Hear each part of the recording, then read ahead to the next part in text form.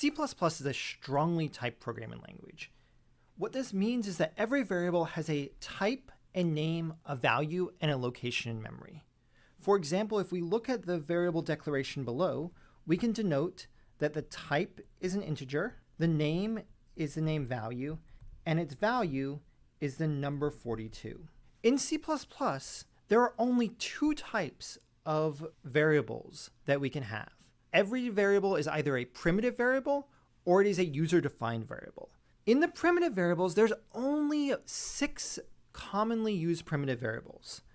Those are an integer that defines an integer, a character that defines a single character or a single byte, a Boolean which has the value of true or false, a float which stores a floating point number, or more commonly we'll use a double which stores a double precision floating point number. We'll almost always use double over a float.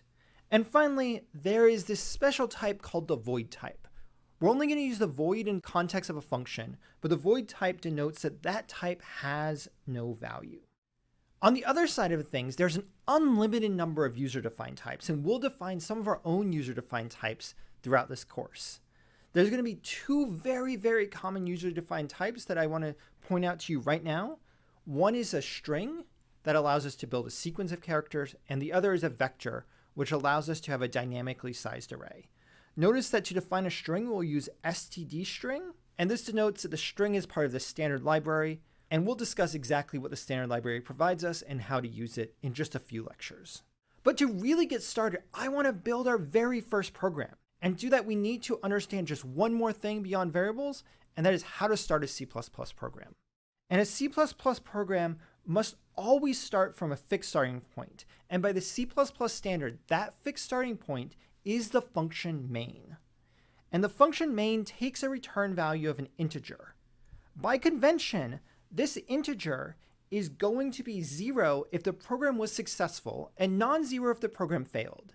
For the first half of this course, we're going to mostly look at example programs, so we expect the very last line of code we see to be return 0, to return a 0 from this program.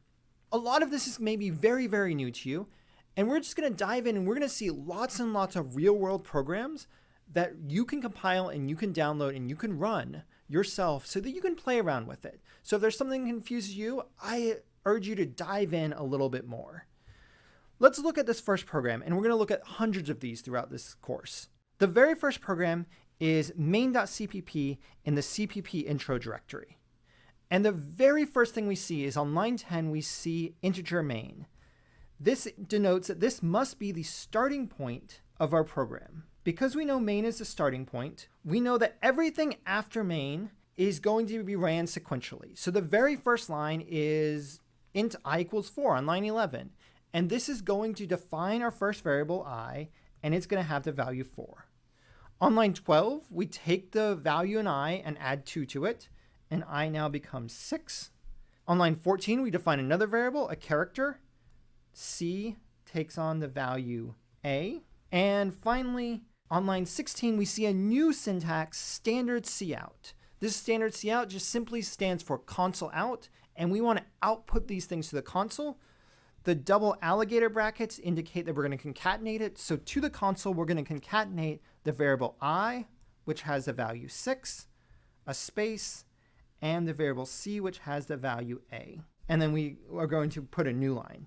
We expect the output of this program to be 6 space A. Let's go over to the console and run this program and see what happens. I've opened up my console and I've moved into the cpp intro directory. And now I can run make to go ahead and compile this code. After this code compiles, I can run /main to run this program. And the output of this program is 6A. This is exactly what we expect. What we did was we used 2 primitive type variables, an integer and a character, to store data in memory and then output them to our console. What's really, really powerful about C++ is when we start building our own custom user-defined data types. And we're going to start building our very first class in the very next lecture. I'll see you there.